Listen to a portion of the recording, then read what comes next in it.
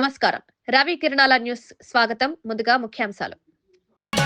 పాలమూరు ప్రాజెక్టులపై అసెంబ్లీలో చర్చకు సీఎం ఆహ్వానం. వాకౌట్లు సరికాదని మంత్రి జూపల్లి విమర్శ. చర్చకు సిద్దమని ప్రభుత్వం స్పష్టీకరణ. అసెంబ్లీ వేదికగా నిజాలు బయటపడతాయని వ్యాఖ్య.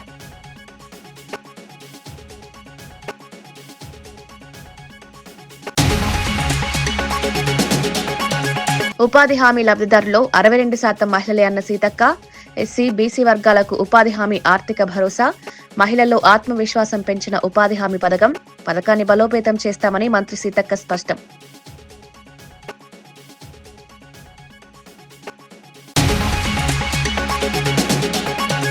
నెల్లూరులో వైసీపీ కార్యకర్త ఆత్మహత్య యత్నం. వెంకటాచలంలో పోలీసుల వేధింపుల ఆరోపణలు.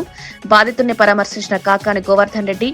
సీఐపై చర్యలు లేకపోతే మానవ హక్కుల కమిషన్ కు ఫిర్యాదు చేస్తామని వెల్లడి.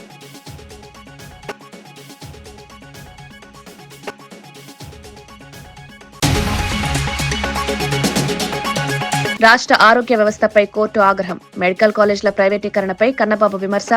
104 సేవలు ఆరోగ్యశ్రీ నిర్వీర్యమయ్యాయని ఆరోపణ. ప్రజారోగ్యంపై ప్రభుత్వ నిర్లక్ష్యమన్న కన్నబాబు.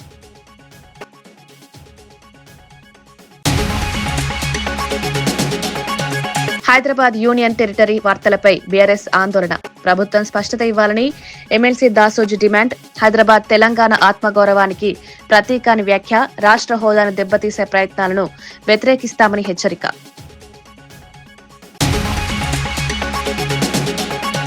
హైదరాబాద్ నగరాన్ని 2000 కిలోమీటర్ల వరకు విస్తరించి యూనియన్ టెరిటరీగా మార్చే కుట్ర జరుగుతోందన్న వార్తలపై బీఆర్ఎస్ ఎమ్మెల్సీ దాసోజు శ్రవణ్ కుమార్ తీవ్ర ఆందోళన వ్యక్తం చేశారు. ఈ ప్రచారం ఎంతవరకు నిజమో ప్రభుత్వం స్పష్టంగా చెప్పాలని డిమాండ్ చేశారు. హైదరాబాద్ తెలంగాణ ప్రజలు ఆత్మగౌరవానికి ప్రతీక అని పేర్కొన్నారు. నగర విస్తరణ పేరుతో ప్రజల హక్కులను కాలరాస్తే ఊరుకోబోమని హెచ్చరించారు. ప్రభుత్వం ఈ అంశంపై మౌనం పాటించడం అనుమానాలకు తావిస్తోందన్నారు. హైదరాబాద్ భవిష్యత్తుపై జరుగుతున్న నిర్ణయాలను ప్రజల ముందుకు తీసుకురావాలని కోరారు. రాష్ట్ర హోదాను దెబ్బతీసే ఏ ప్రయత్నాన్నైనా బీఆర్ఎస్ తీవ్రంగా వ్యతిరేకిస్తుందని స్పష్టం చేశారు. సోషల్ మీడియాలో వార్తలు వస్తున్నాయి, పేపర్లలో వార్తలు వస్తున్నాయి, టీవీలలో వార్తలు వస్తున్నాయి. ఈ 2000 కిలోమీటర్లు చేయటం వెనుక హైదరాబాద్ను యూనియన్ టెరిటరీగా మార్చివేయటంలో ఒక సానుకూలమైనటువంటి ఒక ఫెసిలిటేషన్ జరుగుతుందా అనే అనుమానం కలుగుతుంది. ప్రభుత్వం దయచేసి దానికి సమాధానం చెప్పాలని చెప్పి కోరుతాను. That means you are cutting the entire మెడబట్టి పిసికినట్టు తెలంగాణ. హైదరాబాద్ను కనుక మీరు యూటీ చేసి కేంద్ర ప్రభుత్వ పరిధిలో తీసుకపోతే తెలంగాణ ప్రజల నోట్లో మన్ను కొట్టినట్టు శంకరన్న మొత్తం ప్రజలందరికీ కూడా ఇబ్బంది జరుగుతుంది. ఇది ఇక్కడి నుంచే మనమంతా బతుకుతాం. పెన్షన్లు రావాలన్నా, రైతు బంధు రావాలన్నా, రైతు అన్ని రకాల అభివృద్ధి పథకాలు జరగాలంటే హైదరాబాద్ మనది కావాలి. కానీ ఈరోజు కేంద్ర ప్రభుత్వం కొట్టివేయాలనే ప్రయత్నం జరుగుతుందని చెప్పని చర్చలు వస్తున్న నేపథ్యంలో దీన్ని ఒక విస్తృతమైనటువంటి ఒక రీతిలో దీన్ని పెనట్రేట్ చేస్తున్నప్పుడు భయం కలుగుతుంది. దానికి కూడా సమాధానం చెప్పాలని చెప్పి నేను కోరుతా ఉన్నాను. రాష్ట్రంలో ఆరోగ్య వ్యవస్థ దయనీయ స్థితిలో ఉందని మాజీ మంత్రి కురసాల కన్నబాబు తీవ్ర విమర్శలు చేశారు. మెడికల్ కాలేజీలను ప్రైవేట్ కమ్మేస్తున్నారని, 104 సేవల్లో కనీసం షుగర్, బీపీ మందులు కూడా ఇవ్వడం లేదని కోర్టు ఆగ్రహం వ్యక్తం చేసిందన్నారు. ఆరోగ్యశ్రీ నిర్వీర్యమైందని, ఫీజు రియంబర్స్మెంట్ ఇవ్వడం లేదని తెలిపారు. ప్రభుత్వ ఆసుపత్రుల్లో ఆక్సిజన్ ప్లాంట్ల నిర్వహణ కూడా సరిగా లేదని పేర్కొన్నారు. ఇంత జరుగుతున్నా ప్రభుత్వం అప్పు తెచ్చిన 2,66,000 కోట్లను ఏం చేశారని ప్రశ్నించారు. ప్రజారోగ్యంపై ప్రభుత్వం నిర్లక్ష్యం చేస్తోందని ఆరోపించారు. ఈ పరిస్థితులు కొనసాగితే ప్రజల ఆరోగ్యం తీవ్ర ప్రమాదంలో పడుతుందని హెచ్చరించారు. మరి ఏంటి మీరు ఏం చేస్తున్నారు? ఈ 2,93,000 కోట్లు ఏం చేశారు స్వామి చెప్పండి. మందులు ఎవరు? ఆరోగ్యశ్రీ లేపేశారు. ఫీజు రింబర్స్మెంట్ ఇవ్వరు. అన్నదాత సుఖీభావ ఒకసారి ఇచ్చారు, అది కూడా అరకొరగా ఇచ్చారు. మేము అమ్మఒడి అంటాం, మీరేమో వాళ్ళ పేరు పెట్టారు తల్లికి వందనం. 30 లక్షల మంది కట్టింగ్ 13,000 ఇస్తున్నారు. అది కూడా లేచిపోయింది. సంవత్సరం 3 సిలిండర్లు, సంవత్సరన్నర అయింది, 1 సిలిండర్ ఇచ్చారు. మిగతా వాళ్ళకి డబ్బులు పడలేదు. ఆడబెట్టినది అటే పోయింది, అమ్మఒడి ఇటే పోయింది. మీ పీపీపీ ఎటు పోయిందో తెలీదు. మీ పీపీపీ కోర్టులో ఉంది. ఒక హాస్టల్లో మంచినీళ్ళు ఇవ్వలేరు, ఒక స్కూల్కి రంగు వేయించలేరు. జగన్ గారి హయాంలో ఆగే నాడు నేడు ప్రోగ్రాం ముందుకు తీసుకెళ్లలేరు. ఒక ట్యాబ్ లేదు. ఏమిచ్చారు? ఇవాళ హైకోర్టు నేను చూసా మన పేపర్లో, ఇవాళ కోర్టు చాలా తీవ్రమైన ఆక్షేపణ, ఆగ్రహం చెప్పిందని. దేని మీద? హాస్టళ్ల పనితీరు మీద, నిర్వహణ మీద. మంచినీళ్లు కూడా ఇవ్వలేని దుస్థితికి మీరు హాస్టల్ దిగజార్చేశారని మాట్లాడిందని.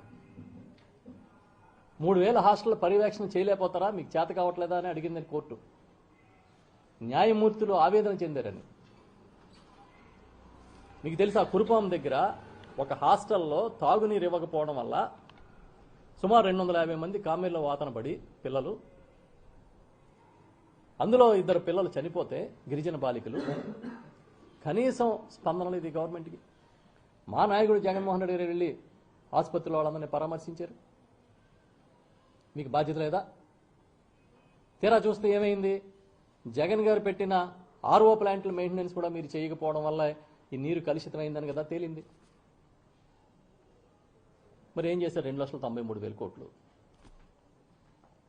స్కీములు ఇవ్వట్లేదు, డెవలప్మెంట్ లేదు. మీరు చేసేదంతా ఒక్కటే ప్రచారం. ఇప్పుడు అమరావతినైనా సక్రమంగా చేస్తున్నారంటే అది అక్కడక్కడే ఉంది. నీళ్లు తోడడం దగ్గర, తుప్పలు తీయడం దగ్గర ఉంది. అలాగే ఎంతకాలం నీళ్లు తోడతారు, ఎంతకాలం తుప్పలు కొడుతూ ఉంటారు. అవి కొడుతున్నాయంటే మళ్ళీ ఇంకో పక్కన వచ్చేస్తున్నాయంట. మనం ఎక్కడ వీడియో చూశాను, ఆఫీసర్లోనే మంత్రి గారు సమీక్షించిన వీడియో.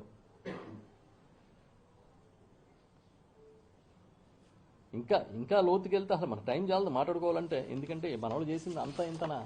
ముఖ్యమంత్రి ఎవరిని వ్యక్తిగతంగా విమర్శించలేదని ప్రభుత్వ విప్ ఆది శ్రీనివాస్ స్పష్టం చేశారు. మూసీ నది ప్రక్షాళనకు ప్రతిపక్ష సభ్యుల సహకారం మాత్రమే సీఎం కోరారని తెలిపారు. హరీష్ రావు ప్రక్షాళనకు అనుకూలమో వ్యతిరేకమో స్పష్టంగా చెప్పకుండా వ్యక్తిగత విమర్శలు చేయడం సరికాదన్నారు. అసెంబ్లీ వేదికను ప్రజా సమస్యల పరిష్కారానికి వినియోగించాలన్నారు. మూసీ ప్రాజెక్టు హైదరాబాద్ భవిష్యత్తుకు కీలకమని పేర్కొన్నారు. రాజకీయ విమర్శల కన్నా నిర్మాణాత్మక సూచనలు ఇవ్వాలని ప్రతిపక్షానికి సూచించారు. ప్రభుత్వం ప్రజల ప్రయోజనాలకే ప్రాధాన్యమిస్తోందని ఆది శ్రీనివాస్ స్పష్టం చేశారు. ఎవరిపైన వ్యక్తిగతంగా వారి పేరు తీసుకొని మాట్లాడిన సందర్భం లేదు. మీరు అందరు కూడా చూశారు. మూసీ నది ప్రక్షాళనలో ఆ పార్టీ శాసనసభ్యుల సహకారం అందించే విధంగా మాట్లాడుతున్న అంశాన్ని చెప్పి సహకరించవలసిందిగా చెప్పినటువంటి సందర్భం మనం చూసినాం తప్ప వారిపైన వేసుకొని, అంటే వారు మూసీ నదికి వ్యతిరేకమనే చెప్పాల్సింది పోయి వారు గౌరవ ముఖ్యమంత్రి రేవంత్ రెడ్డి గారి పైన వ్యక్తిగతంగా విమర్శలు చేయడాన్ని, అంటే ఇప్పుడే చూసిన ఈ సభలో, అంటే వారు హరీష్ రావు గారు పదే పదే మాట్లాడే మాటలను ప్రజలందరూ గమనిస్తున్నారు. హరీష్ రావు అనేటువంటి, అంటే పేరు ఎందుకు తీస్తున్న పదే అంటే కండ్లల్లో నిప్పులు పోసుకుంటున్నారు. కండ్ల మంట మా ముఖ్యమంత్రి రేవంత్ రెడ్డి గారు అంటే ప్రభుత్వం అంటే ఎందుకు ఈ విషయం కక్కడం అనేది మేము ఈ సందర్భంగా ప్రజల పక్షాన మూసీ నదికి వ్యతిరేకమా అనుకూలమా చెప్పాలి తప్ప ఈ విధంగా వారు మాట్లాడడం మానుకోవాలి. వారు విత్డ్రా చేసుకోవాలి, లేదంటే మీరు ఈ వాక్యాలను వెంటనే రికార్డు నుంచి తొలగించవలసింది సందర్భం కోరుతూ, వారు మాట్లాడిన మాటలు హైదరాబాద్ నగరాభివృద్ధికి సంబంధించి, తెలంగాణ అభివృద్ధి గురించి మాట్లాడినటువంటి వాక్యాలు కూడా వారు తప్పుకోవటం విధంగా. మహాత్మా గాంధీ జాతీయ గ్రామీణ ఉపాధి హామీ పథకం లబ్ధిదారుల్లో దాదాపు 90% మంది ఎస్సీ, బీసీ వర్గాల వారేనని మంత్రి సీతక్క తెలిపారు. ఈ పథకం కింద వేతనాలు పొందుతున్న వారిలో 62% మహిళలేనని వెల్లడించారు. ఉపాధి హామీ పథకం మహిళలకు కేవలం ఆదాయం మాత్రమే కాకుండా ఆత్మవిశ్వాసాన్ని కూడా పెంచిందన్నారు. గ్రామీణ ప్రాంతాల్లో పేద కుటుంబాలకు ఇది ఆర్థిక భరోసాగా మారిందన్నారు. కేంద్రం తీసుకొస్తున్న మార్పులు పేదలకు నష్టం కలిగించేలా ఉన్నాయని ఆందోళన వ్యక్తం చేశారు. పథకాన్ని మరింత బలోపేతం చేసేందుకు రాష్ట్ర ప్రభుత్వం కట్టుబడి ఉందని మంత్రి స్పష్టం చేశారు. పేదరికం తగ్గింపు కోసం వ్యవసాయ కార్మికుల పెరిగిన బేరమాడే శక్తి, అదే విధంగా నిస్సాయ వలస తగ్గింపునకు, గ్రామీణ మౌలిక సదుపాయాల మెరుగుదలకు ఈ పథకం చెప్పుకోదగ్గ విధంగా దోహదపడింది అధ్యక్ష. దాదాపు 90% మంది ఎంజీఎన్ఆర్ఈజీఎస్ లో లబ్ధిదారులు షెడ్యూల్ కులాలు, షెడ్యూల్ తెగలు, వెనుకబడిన తరగతుల వారు, అదే విధంగా మహిళలు. ఈ పథకం కింద వేతనాలు పొందే 62% మంది మహిళలే అధ్యక్ష. ఇతర రంగాల్లో వ్యవసాయ కూలీలుగా హాజరు కాలేనటువంటి వారు కూడా మరి ఎంజీఎన్ఆర్ఈజీఎస్ ద్వారా మహిళలు బయటికి వచ్చి వారి ఉపాధి కోసం ఈ పనులలో 62% మహిళలే పనిచేస్తున్నారు అధ్యక్ష. అదే విధంగా ఈ చట్టం మహిళలకు ఆదాయాన్ని పొందడం మాత్రమే కాకుండా ఆత్మవిశ్వాసాన్ని, స్వావలంబనను అదే విధంగా హక్కులను కూడా అందించడం జరిగింది. నెల్లూరు జిల్లాలో వైఎస్ఆర్సీపీ కార్యకర్త ఆత్మహత్య యత్నం కలకలం రేపింది. వెంకటాచలం మండలానికి చెందిన గురువయ్యను స్థానిక సీఐ సుబ్బారావు భార్య ముందే అసభ్యకరమైన మాటలతో హింసించారని ఆరోపణలు వెలువెత్తాయి. ఈ ఘటనపై స్పందించిన మాజీ మంత్రి కాకాని గోవర్ధన్ రెడ్డి బాధితుడిని పరామర్శించి సంఘీభావం ప్రకటించారు. సీఐ సుబ్బారావు పోలీసు అధికారిగా కాకుండా టీడీపీ కార్యకర్తలు వ్యవహరిస్తున్నారని తీవ్ర విమర్శలు చేశారు. బాధితుడిపై జరిగిన మానసిక వేధింపులే ఈ దారుణానికి కారణమని పేర్కొన్నారు. సీఐపై వెంటనే చర్యలు తీసుకోకపోతే మానవ హక్కుల కమిషన్ను ఆశ్రయిస్తామని హెచ్చరించారు. ఈ ఘటన పోలీస్ వ్యవస్థ పనితీరుపై ప్రశ్నలు లేవనెత్తు రాష్ట్రంలో రాజకీయ దుర్వినియోగం పెరుగుతోందని చర్చకు దారితీసింది. పార్టీకి సంబంధించినటువంటి వ్యక్తులు కుటుంబ సభ్యుల్లో కొంతమందిని ప్రోత్సహించి గురవయ్య అనేటువంటి వ్యక్తి వైఎస్ఆర్ కాంగ్రెస్ పార్టీలో ఉంటాడు, మాతో పాటు తిరుగుతుంటాడు, హుషారుగా ఉత్సాహవంతంగా ఉండేటువంటి కార్యకర్త ఇబ్బందులు పెట్టాలని ఆ కుటుంబ సభ్యులు తెలుగుదేశం పార్టీ వాళ్ళ దగ్గరికి వెళితే తెలుగుదేశం పార్టీ వాళ్ళు ఈ గురవయ్య అనేటువంటి వాడు వైఎస్ఆర్ కాంగ్రెస్ పార్టీలో చురుగ్గా పాల్గొనేటువంటి కార్యకర్త కాబట్టి ఇబ్బందులు పెట్టాలి అనేటువంటి ఆలోచనతో వెంకటాచలం పోలీసులకు చెప్పడం, సివిల్ మ్యాటర్ పోలీసులకు సంబంధం లేనటువంటి దానిలో ఈరోజు అక్కడ సిఐగా వ్యవహరించేటువంటి సుబ్బారావు ఎవరైతే ఉన్నారో ఆయన కాకి చొక్కా విప్పేసి పసుపు చొక్కా వేసుకుని పనిచేస్తున్నాడు. అక్కడ ఆయన ఇష్టారాజ్యంగా మాట్లాడడం, ఇష్టారాజ్యంగా వ్యవహరించడం, దానిలో భాగంగా ఎంతో దారుణం అంటే తీసుకొచ్చి కొట్టడం, తిట్టడం, బూతులు ఏ విధంగా మాట్లాడారు అంటే పాపం ఆ గురవయ్య ముందే గురవయ్య భార్యని నానా విధంగా మాట్లాడి చివరికి నిన్ను చంపేస్తే దిక్కెవడరా, నిన్ను అడ్డుకునేది ఎవడరా అన్న స్థాయిలో మాట్లాడి ఇంకా ఆ బూతులు పాపం ఆ బిడ్డ చెప్పడానికే బాధపడుతుంది. ఆ స్థాయిలో భార్యను మాట్లాడేటప్పటికీ తను దెబ్బలు కోర్చుకోగలడు. ఈరోజు ఆ విధంగా మాట్లాడేటప్పటికీ దాన్ని తట్టుకోలేక వెళ్ళి ఈరోజు ఆత్మహత్యకు పాల్పడడం జరిగింది. ఈరోజు డాక్టర్లతో మాట్లాడడం, ప్రాణాపాయ స్థితిలో కొట్టుమిట్టాడుతున్నాడు. ఇబ్బందికర పరిస్థితులు మరో 24 గంటలు గడవాలి. అది కిడ్నీ మీద ఎంతవరకు దాని ప్రభావం ఉంటుందో ఇప్పుడే చెప్పలేము అని చెప్పి డాక్టర్ చెప్పడం జరిగింది. అంటే పోలీసు వ్యవస్థ ఈ జిల్లాలో రోజు రోజుకి ఎంత దిగజారిపోతుంది, ఏ స్థాయిలో ఈరోజు వైఎస్ఆర్ కాంగ్రెస్ పార్టీకి సంబంధించినటువంటి వాళ్ళని ఇబ్బందులు గురి చేస్తుంది. ఈ వ్యక్తి ఎవరైతే ఉన్నారో సుబ్బారావు అనేటువంటి వ్యక్తి ఎంత అవినీతికి పాల్పడుతున్నాడో, ఎంత అక్రమాలకు పాల్పడుతున్నాడు అనేటువంటిది ప్రతి ఒక్కరికి చెప్పాల్సినటువంటి అవసరం లేదు. పోలీస్ శాఖలో ఉన్నటువంటి ఉన్నతాధికారులకు కూడా ఇప్పటికే ఆయనకు సంబంధించినటువంటి అవినీతి అక్రమాల చిట్టా అంతా ఇంత కాదనేటువంటిది అర్థమైంది. ఈరోజు తను అవినీతికి పాల్పడుతూ విచ్చలవిడిగా డబ్బులు సంపాదిస్తూ ఈ అక్రమాలన్నీ చేస్తూ తెలుగుదేశం పార్టీ అండ ఉంటే నన్ను ఎవరు ఏమీ చేయలేరనేటువంటి ఒక ఉద్దేశంతో ఈరోజు వైఎస్ఆర్ కాంగ్రెస్ పార్టీకి సంబంధించి తెలుగుదేశం వాళ్ళు చెప్పిన వెంటనే జీ హుజూర్ అంటూ ఈరోజు వాళ్ళకి గులాంగిరి చేస్తూ వాళ్ళు చెప్పినటువంటి ఆదేశాలన్నీ పాటించేటువంటి పరిస్థితి. ఎంత నీచమైనటువంటి స్థాయికి సుబ్బారావు దిగజారిపోయాడంటే వైఎస్ఆర్ కాంగ్రెస్ పార్టీ ఎవడన్నా ఫ్లెక్స్లు కడితే అది ఇప్పించేది సుబ్బారావే, ఇంకెవరు తెలుగుదేశం పార్టీ నాయకులు కూడా రారు. ఎవరన్నా తెలుగుదేశం పార్టీ వాడి ఫ్లెక్స్ కట్టాలంటే సుబ్బారావు కడతాడు. అందుకని అంత నీచ స్థాయికి దిగజారిపోయి ఈరోజు కారణం ఏంది, ఎప్పుడు లేనటువంటిది హస్మూరు దర్గా దగ్గర ఒక పవిత్రమైనటువంటి స్థలంలో ఈ సుబ్బారావు వెళ్ళి డైమండ్ డబ్బా ఆడించి వాళ్ళ దగ్గర డబ్బులు తీసుకున్నాడు. గోలగమూడి పుణ్యక్షేత్రం గోలగమూడి అనికేపల్లికి సంబంధించి అక్కడ డైమండ్ డబ్బా ఆడారు.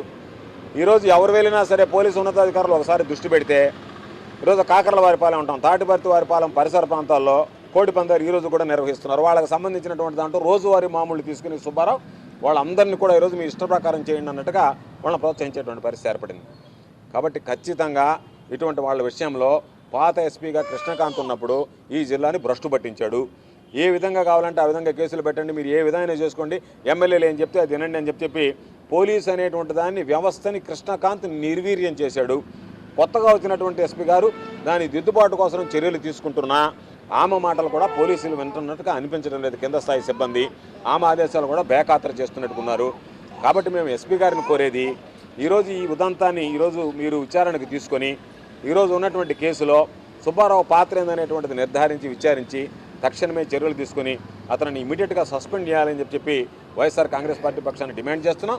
తప్పనిసరిగా ఆ కుటుంబానికి అండగా నిలవడంతో పాటు గురవయ్య కుటుంబానికి రాబోయేటువంటి రోజుల్లో గురవయ్య లాంటి వ్యక్తులను తీసుకొస్తే అంటే జనవరి 1వ తేదీ పాపం పసిబిడ్డలు చిన్న బిడ్డలు పాపం మా కుటుంబం గోడుగోడమంటుంది. ఏదైనా జరిగితే గురవయ్యకి మా కుటుంబం వీధిని పడేటువంటి పరిస్థితి ఏర్పడుతుందని అంటే గురవయ్య చెప్పాడు, అయ్యా నాకెందుకో ఆ సిఐ సుబ్బారావు మాట్లాడినటువంటి మాటలు అన్నం తినడానికి కూడా ఇష్టపడక నా కళ్ళ ముందే నా భార్యని మాట్లాడిన తర్వాత నా కోసరం నన్ను నమ్ముకొని వచ్చినటువంటి నా భార్యని ఈరోజు తిట్టు తినాల్సినటువంటి పరిస్థితి ఏర్పడింది కదా ఆమెకని చెప్పి నాకు మనస్సాక్షి అంగీకరించక నేరుగా పనుల్లోకి వెళ్ళి మందు దాగి చనిపోవాలనిపించింది. కాబట్టి నిజంగా చనిపోవాలనే మందు దాగానని చెప్తున్నాడంటే ఈ సిఐ అనేటువంటి వాడు ఎంత నిర్దాక్షిణ్యంగా వ్యవహరిస్తున్నారు, పోలీసు వ్యవస్థ ఎంత దారుణంగా ప్రవర్తిస్తుంది, పోలీసులు ఏ విధంగా ఈరోజు ప్రజలకు సంబంధించినటువంటి మాన ప్రాణాలతో చెలగాటమాడుతున్నారు అనేటువంటి దానికి ఇది ఒక ఉదాహరణ.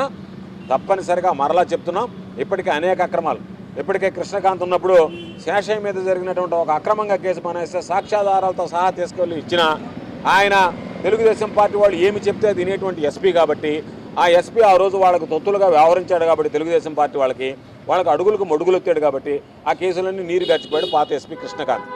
ఈ రోజు వచ్చినటువంటి ఎస్పీ గారు కాస్త ధైర్యంగా తీసుకోవాలి, ముందుకు వెళ్లాలన్నటువంటి ఆలోచన చేసిన ఆ పాత వాసన ఇంకా పోయేటువంటి. నెల్లూరు జిల్లా తోటపల్లి గూడూరు మండలం ముంగలదొర్వు గ్రామంలో తాగునీటి సమస్యకు పరిష్కారంగా వీపీఆర్ ఫౌండేషన్ ఆధ్వర్యంలో ఏర్పాటు చేసిన వీపీఆర్ అమృతధార వాటర్ ప్లాంట్ ను ఘనంగా ప్రారంభించారు. ఈ కార్యక్రమంలో MP Vemireddy Prabhakar Reddy, Sarvepalli MLA Somireddy Chandramohan Reddy, TDP జిల్లా అధ్యక్షుడు బీద రవిచంద్ర పాల్గొన్నారు. గ్రామ ప్రజలకు స్వచ్ఛమైన తాగునీరు అందించడమే లక్ష్యంగా ఈ ప్లాన్ ను ఏర్పాటు చేసినట్లు నేతలు తెలిపారు. గ్రామీణ ప్రాంతాల్లో ఆరోగ్య సమస్యలను తగ్గించేందుకు ఇలాంటి ప్రాజెక్టులు ఎంతో అవసరమని అభిప్రాయపడ్డారు. ప్రజా భాగస్వామ్యంతో చేపట్టిన ఈ ప్రయత్నం ఇతర గ్రామాలకు ఆదర్శంగా నిలుస్తుందన్నారు. తాగునీటి సమస్యకు శాశ్వత పరిష్కారం చూపే దిశగా ఇది కీలక ముందడుగని పేర్కొన్నారు.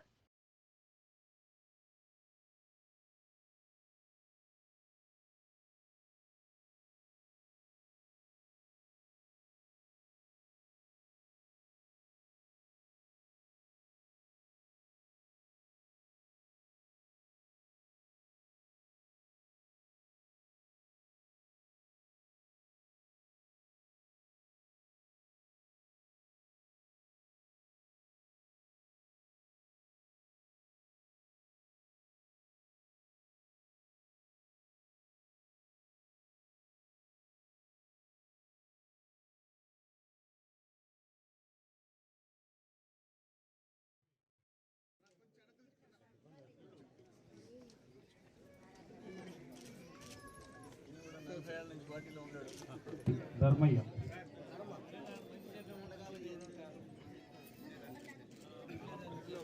Okay sir. ప్రసాద్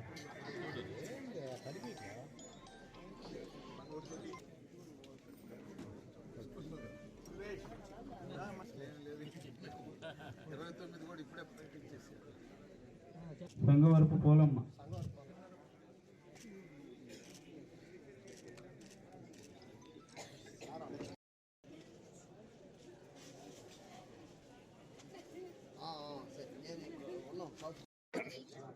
ధ్రువంతిష్టాష్టం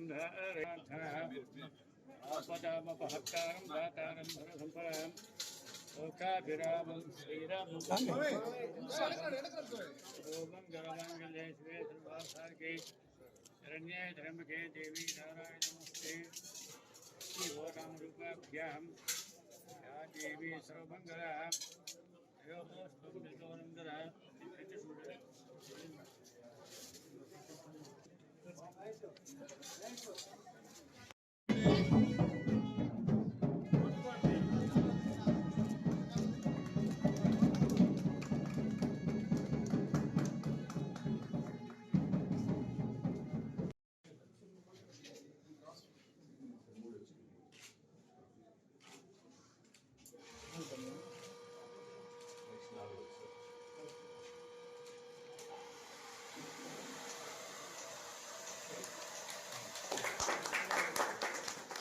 రాష్ట్రంలో పెరుగుతున్న రోడ్డు ప్రమాదాలపై శాసన మండలి చైర్మన్ గుత్తా సుఖేందర్ రెడ్డి తీవ్ర వ్యాఖ్యలు చేశారు.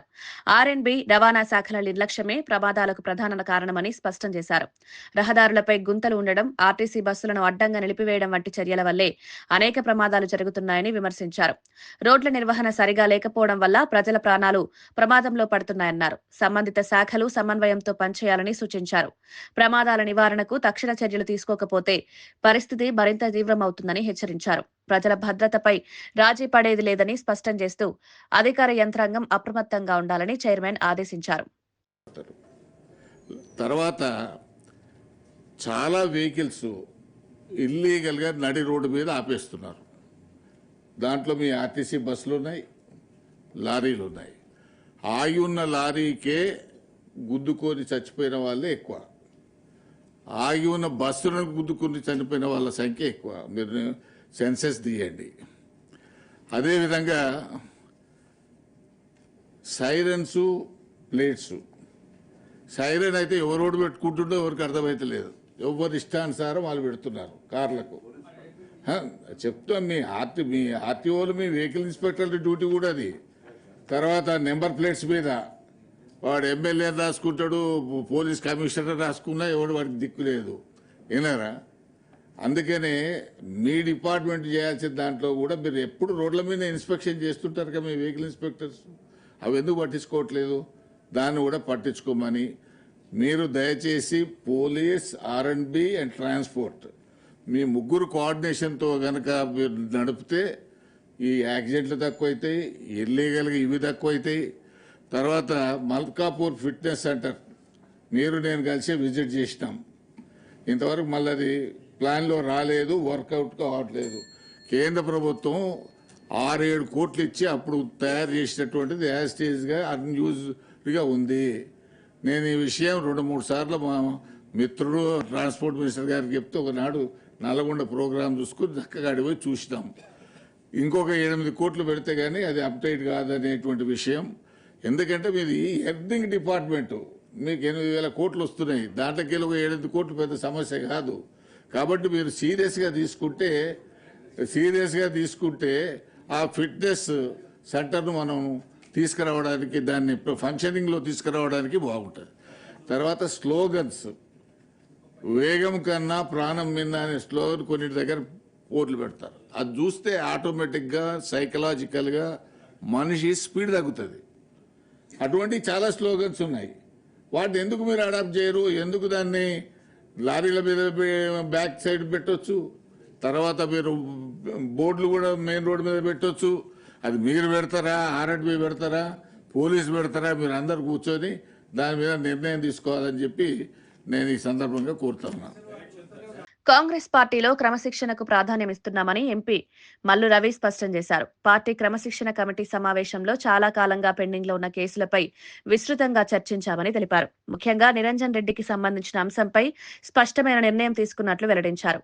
రాబోయే మున్సిపాలిటీ, ఎంపీటీసీ, జెడ్పీటీసీ ఎన్నికల్లో పార్టీ అభ్యర్థికి వ్యతిరేకంగా ఎవరైనా పోటీ చేస్తే వారిని సస్పెండ్ చేస్తామని హెచ్చరించారు. పార్టీ నిర్ణయాలకు వ్యతిరేకంగా వ్యవహరించే వారిపై కఠిన చర్యలు తప్పవన్నారు. క్రమశిక్షణే పార్టీ బలమని, ఏ ఒక్కరికి కూడా మినహాయింపు ఉండదని స్పష్టం చేశారు. తదుపరి సమావేశంలో పూర్తి వివరాలను మీడియాకు తెలియజేస్తామని మల్లు రవి తెలిపారు.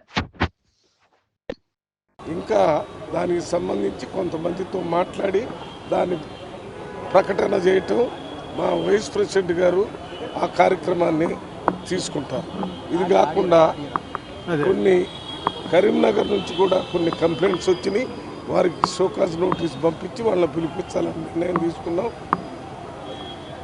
దక్కని మళ్ళీ మీటింగ్ జరిగినప్పుడు వివరాలన్నీ మీకు చెప్తాము. ఇప్పుడు త్వరలో మళ్ళీ మున్సిపల్ ఎలక్షన్లు, ఎంపీటీసీ, జెడ్పీటీసీ జరుగుతున్నాయి. కాబట్టి అందరూ పార్టీ డిసిప్లిన్ దృష్టిలో పెట్టుకుని వారు నిర్ణయాలు తీసుకోవాలని అందరికీ విజ్ఞప్తి చేస్తున్నాను. ఎందుకంటే రేపు వచ్చేటటువంటి మున్సిపాలిటీ కానీ, ఎంపీటీసీ, జెడ్పీటీసీలో కానీ పార్టీ గుర్తు మీద ఎన్నికలు జరుగుతాయి. పార్టీ గుర్తు మీద ఎన్నికలు జరిగి బీఫామ్ ఇచ్చినప్పుడు ఆ పార్టీ అభ్యర్థికి వ్యతిరేకంగా ఎవరైనా పోటీ చేస్తే వెంటనే క్రమశిక్షణ చర్యల్లో భాగంగా పార్టీ నుంచి సస్పెండ్ చేయటం జరుగుతుంది. పాలమూరు జిల్లా ప్రాజెక్టులపై కేసీఆర్ చేసిన వ్యాఖ్యలపై మంత్రి జూపల్లి కృష్ణారావు తీవ్రంగా స్పందించారు. కేసీఆర్ బయట యుద్ధం చేస్తారని చెప్పడం కాకుండా అసెంబ్లీలో చర్చించేందుకు రావాలని సీఎం రేవంత్ రెడ్డి ఆహ్వానించారని గుర్తు చేశారు. ఆ అవకాశాన్ని వదిలేసి మైక్ కట్ చేశారంటూ వాకౌట్ చేయడం సరికాదని విమర్శించారు. పాలమూరు ప్రాజెక్టుల విషయంలో ప్రభుత్వం స్పష్టమైన విధానంతో ముందుకు వెళ్తోందన్నారు. ప్రజల ప్రయోజనాల కోసం చర్చకు సిద్ధంగా ఉన్నామన్నారు. రాజకీయ ప్రయోజనాల కోసం వాకౌట్లు చేయడం ప్రజలకు మేలు చేయదన్నారు. అసెంబ్లీ వేదికగా సూటిగా చర్చిస్తే నిజాలు బయటపడతాయని మంత్రి స్పష్టం చేశారు. ప్రజలు ఎందుకు మాట్లాడతారు? శాసనసభ సమావేశాలు ఏర్పాటు చేస్తాం. స్పష్టంగా ఒకరోజు కృష్ణా జలాలపైన, ఒకరోజు గోదావరి జలాలపైన చర్చించుకుందాం రమ్మని చెప్పని స్పష్టంగా ఆహ్వానం పలకడం జరిగింది, చెప్పడం జరిగింది. ఈ రోజున హరీష్ రావు మైకు కేసీఆర్గా మేము మైకు స్పీకర్ గారు ఇవ్వలేదనేటువంటి నెపం పెడతా ఉన్నావు కదా హరీష్ రావు. నువ్వే ఉన్నావు కదా శాసనసభ లెజిస్లేటివ్ అఫైర్స్ మినిస్టర్గా 2018 సంవత్సరంలో. ఆనాడు కోమటిరెడ్డి వెంకటరెడ్డి గారు ఆనాటి శాసనసభ్యుడు, సంపత్ అలంపూర్ శాసనసభ్యుడు, కేవలం అసెంబ్లీలో గొడవ చేసిన నెపం పైన, ఏదో మాట్లాడిన నెపం పైన మొత్తం టోటల్గా వాళ్ళ టర్మునే టోటల్గా టర్మినేట్ చేసిండు, అంటే సభ్యత్వాన్ని రద్దు చేసిండు. మరి ఈ రోజున కేవలం ఈరోజు జరిగినటువంటి చర్చలో భాగంగా ఏది మూసీ ప్రక్షాళనకు సంబంధించి, మూసీ రివర్ ప్రాజెక్ట్ సంబంధించినటువంటి దానిపైన స్పీకర్ మైక్ ఇవ్వలేదని నువ్వు సెషన్ మొత్తం బైకాట్ చేస్తాను అంటే ఎక్కడైనా ఏమాత్రం పొంతన ఉందా? గడచిన 10 సంవత్సరాల కాలంలో ఆనాడు జానారెడ్డి గారు ప్రతిపక్ష నాయకుడిగా ఉన్నప్పుడు ప్రతిపక్ష నాయకునికే ఆనాటి స్పీకరు మల్సునాచారి గారు ఎన్నో సందర్భాలలో మైక్ ఇవ్వని పరిస్థితి ఉంది. అట్లాగే పోచారం గారు ఉన్నప్పుడు కూడా. మరి ఎప్పుడు కూడా ఆనాటి ప్రతిపక్షం, కాంగ్రెస్ ప్రతిపక్షం ఎప్పుడు కూడా మొత్తం సెషన్ బహిష్కరించలేదే. ఎందుకు చేస్తూ ఉన్నారు ఇది? అంటే స్పష్టంగా కళ్ళకు కనపడే విధంగా కొట్టొచ్చినట్టుగా కనపడుతూ ఉంది. కేవలం పలాయనవాదం. అంటే ఏదైతే గౌరవ ముఖ్యమంత్రి రేవంత్ రెడ్డి గారు మాట్లాడడం జరిగిందో అన్ని అంశాల పట్ల, అంటే నీటి కేటాయింపులు, ప్రాజెక్టులు, నిధులు, పాలమూరు ప్రాజెక్టు అన్నింటిపైన చర్చ జరుగుదాం. ఎవరు తప్పిదాలు చేసిండ్రు, ఎవరు పాలమూరు జిల్లాకు, ఎవరు కృష్ణా జలాలకు అన్యాయం చేసిండ్రు, ఏ ప్రభుత్వాలు చేసినాయి, ఎక్కడ అవినీతి జరిగింది, మొత్తం కాలువలేంది, పంపులేంది, నిధులేంది, వ్యవహారం ఏంది, మొత్తం పూసగుచ్చినట్టుగా శాసనసభ వేదికగా చర్చిద్దామని చెప్పిన తర్వాత మీ బండారం బయటపడుతుంది. ఈ సాకును చూపించి ఈ నెపంతో మొత్తం సెషన్ రాకుండా పోతున్నట్టే కేవలం కృష్ణా జలాలపైన, పాలమూరు జలాలపైన మీరే బీరాలు పలికి రాజకీయ పబ్బం కోసం మాట్లాడి ఇలా అసలు వాస్తవం బయటపడుతుంది. చర్చలో మాట్లాడితే వాస్తవాలు బయటకు వస్తాయి. సాక్ష్యాలతో సహా మీ సంతకాలతోటి, మీ లెటర్లతోటి ఢిల్లీకి ఏం రాసిండ్రు, ఏమి ఇచ్చిండ్రు, నిధులేం ఖర్చు పెట్టిండ్రు, ఎవరికేం చేసిండ్రు, ఎంత దోపిడీ జరిగింది, ఇవన్నీ కూడా మొత్తం బండారం బయటపడుతుందని చెప్పనే శాసనసభకు రాకుండా తప్పించుకోవడం కోసం మాత్రమే ఈరోజు మీరు చేసిన డ్రామా స్పష్టంగా కనపడుతూ ఉంది. అమరావతిలో ఏపీ లిక్కర్ స్కామ్ కేసు కీలక మలుపు తిరిగింది. ఈ కేసులో నిందితుల రిమాండ్ను ఈ నెల 16వ తేదీ వరకు కోర్టు పొడిగించింది. విచారణ అనంతరం నిందితులను విజయవాడ జిల్లా జైలుకు తరలించారు. ఈ కేసు రాష్ట్ర రాజకీయాల్లో తీవ్ర చర్చకు దారితీస్తోంది. మద్యం పాలసీ అమల్లో అవకతవకలు జరిగాయనే ఆరోపణలతో ఇప్పటికే పలువురు అరెస్ట్ అయ్యారు. దర్యాప్తు సంస్థలు మరిన్ని కీలక వివరాలు సేకరిస్తున్నట్లు సమాచారం. లిక్కర్ స్కామ్ ద్వారా ప్రభుత్వ ఖజానాకు భారీ నష్టం వాటిల్లిందన్న ఆరోపణలు రాజకీయ దుమారం రేపుతున్నాయి. రాబోయే రోజుల్లో ఈ కేసు మరిన్ని కీలక మలుపులు తిరిగే అవకాశం ఉందని న్యాయవర్గాలు భావిస్తున్నాయి. ప్రజల్లోనూ ఈ వ్యవహారంపై తీవ్ర ఆసక్తి నెలకొంది.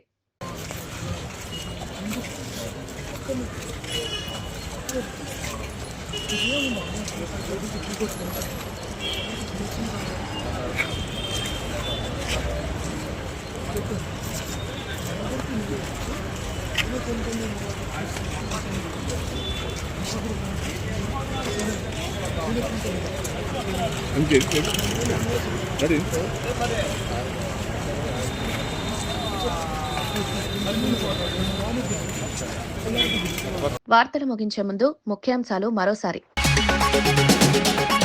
పాలమూరు ప్రాజెక్టులపై అసెంబ్లీలో చర్చకు సీఎం ఆహ్వానం. వాకౌట్లు సరికాదని మంత్రి జూపల్లి విమర్శ. చర్చకు సిద్ధమని ప్రభుత్వం స్పష్టీకరణ. అసెంబ్లీ వేదికగా నిజాలు బయటపడతాయని వ్యాఖ్య.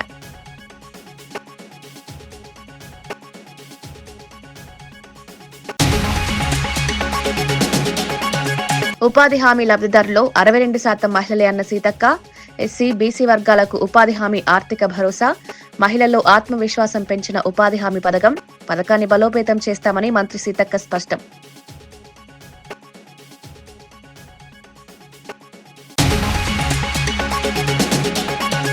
నెల్లూరులో వైసీపీ కార్యకర్త ఆత్మహత్య యత్నం. వెంకటాచలంలో పోలీసుల వేధింపుల ఆరోపణలు. బాధితుడిని పరామర్శించిన కాకాని గోవర్ధన్ రెడ్డి సీఐపై చర్యలు లేకపోతే మానవ హక్కుల కమిషన్కు ఫిర్యాదు చేస్తామని వెల్లడి.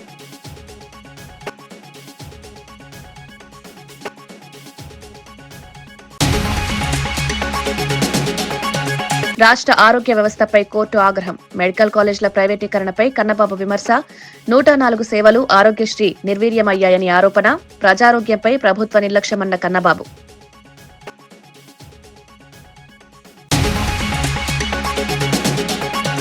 హైదరాబాద్ యూనియన్ టెరిటరీ వార్తలపై బీఆర్ఎస్ ఆందోళన. ప్రభుత్వం స్పష్టత ఇవ్వాలని ఎమ్మెల్సీ దాసోజు డిమాండ్. హైదరాబాద్ తెలంగాణ ఆత్మగౌరవానికి ప్రతీక అని వ్యాఖ్య. రాష్ట్ర హోదాను దెబ్బతీసే ప్రయత్నాలను వ్యతిరేకిస్తామని హెచ్చరిక.